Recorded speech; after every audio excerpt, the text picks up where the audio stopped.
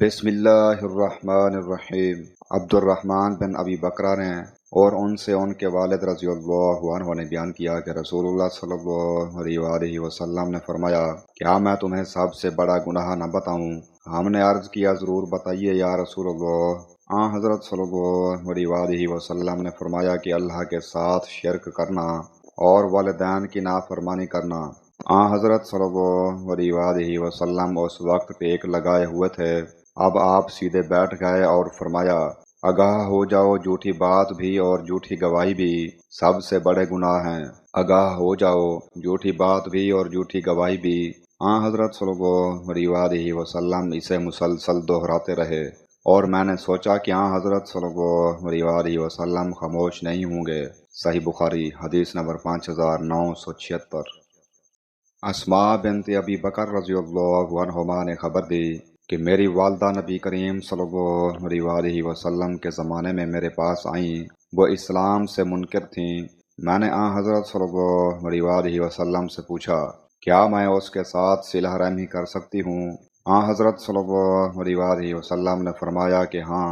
اس کے بعد اللہ تعالیٰ نے یہ آیت نازل کی، لا ینہاکم اللہ عن الذین لم یقاتلوکم فی الدین، یعنی اللہ پاک تم کو ان لوگوں کے ساتھ نیک سلوک کرنے سے منع نہیں کرتا جو تم سے ہمارے دین کے متعلق کوئی لڑائی جھگڑا نہیں کرتے۔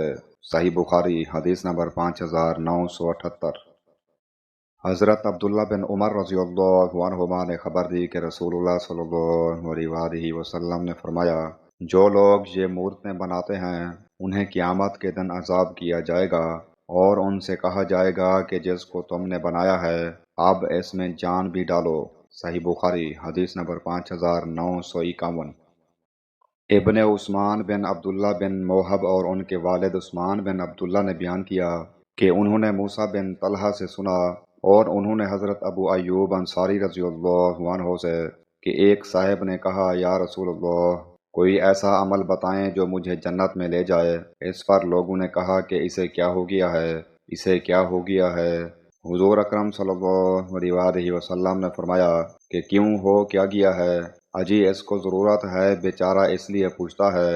اس کے بعد آپ نے ان سے فرمایا کہ اللہ کی عبادت کر اور اس کے ساتھ کسی اور کو شریک نہ کر، نماز قائم کر، زکوٰۃ دیتے رہو اور صلہ رحمی کرتے رہو، بس یہ اعمال تجھ کو جنت میں لے جائیں گے، چل اب نکیل چھوڑ دے۔